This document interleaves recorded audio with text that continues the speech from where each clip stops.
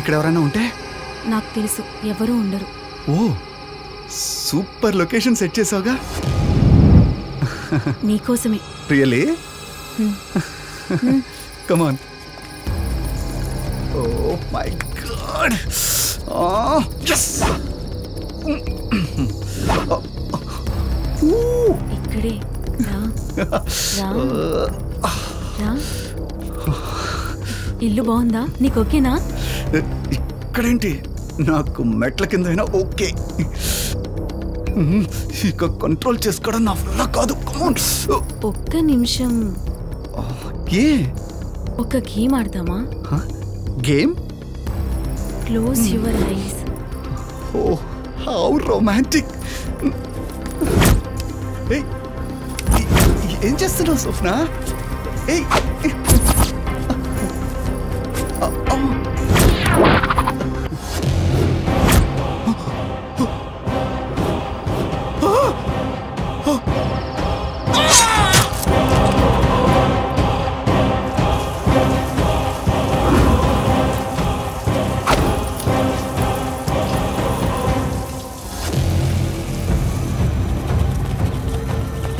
మీరు చూస్తున్న ఈ బిల్డింగ్ లోనే 10 ఏళ్ల క్రితం ఓనర్స్ ఇద్దరు ఉరి వేసుకుని ఆత్మహత్య చేసుకున్నారు. ఆ తర్వాత నెలకే ఇందులో ఒక వ్యక్తి మర్డర్ చేయబడ్డాడు. మళ్ళీ సంవత్సరానికే ఇంకో వ్యక్తి చనిపోయాడు. అప్పటి నుండి దీన్ని బూత్ బంగ్లా అని పిలుస్తున్నారు. ఈ కాలనీలోనే ఉంటున్నారు కదా, మర్డర్ ఎలా జరిగిందని అనుకుంటున్నారు?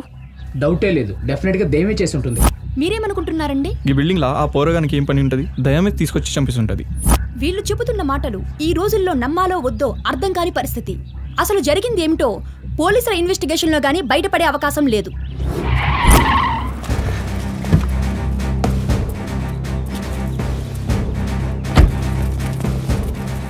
సార్, ఈ మర్డర్ ఎలా జరిగిందో, ఎవరు చేశారో చెప్తారా సార్? ఏంటి చెప్పేది? నాకంటే ముందొచ్చింది మీరు చెప్పండి, నేను ఎఫ్ఐఆర్ చేస్తా. ఎక్కడ ఏం జరిగినా మాకన్నా ముందు మీకే ఇన్ఫర్మేషన్ వస్తుంది కదా. ఒకప్పుడు ఏదన్నా ఇన్సిడెంట్ జరిగితే మేము వచ్చి ఇన్వెస్టిగేషన్ చేసి మిమ్మల్ని పిలిచి ఇన్ఫర్మేషన్ ఇచ్చేవాళ్ళం. మీరు న్యూస్ పేపర్లో టీవీలో వేసుకునేవారు. కానీ ఇప్పుడు మీరు ఇన్ఫర్మేషన్ ఇస్తే మేం రావాల్సి వస్తుంది. మేము వచ్చేలోపే సగం న్యూస్ కవర్ చేసేస్తారు. మేము వచ్చి రాగానే చెప్పండి సార్ ఏం జరిగింది, ఎలా జరిగింది, ఎవరు చేశారంటూ ప్రశ్నల వర్షం కురిపిస్తారు. మాకింకా క్లియర్ డీటెయిల్స్ తెలియదు కాబట్టి మేమేం చెప్పలేము. దాంతో మీరు మీడియా వాళ్ళు అడిగిన ప్రశ్నలకు నోరెళ్లబెట్టిన పోలీస్ ఆఫీసర్ అంటూ న్యూస్ వేస్తారు. దాంతో మీ టీఆర్పీ రేట్లు జంపు, మా పోలీస్ బూట్లు కంపు. డే అండ్ నైట్ తిరిగి తిరిగి ఇంటికెళ్తే మేము రోజు పీల్చే కంపు అదేనండి. కాస్త ఓపిక పట్టండి. నాకు ఓపికన్నంత వరకు డెప్త్ గా ఇన్వెస్టిగేషన్ చేస్తా, పర్ఫెక్ట్ గా ఇన్ఫర్మేషన్ ఇస్తా. Please give me way.